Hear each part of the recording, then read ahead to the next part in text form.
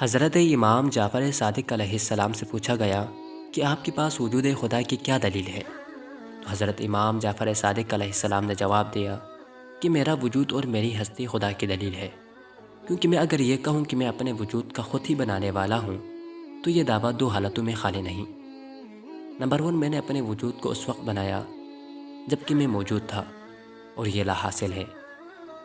Number 2، میں نے اپنے وجود کو اس وقت بنایا جب میں خود موجود نہ تھا تو یہ محال ہے، کیونکہ عدم اپنے آپ کو وجود میں تبدیل نہیں کر سکتا۔ اسی لیے مجھے یقین ہے کہ ایک ہستی نے مجھے پیدا کیا ہے اور اس پر عدم محال ہے۔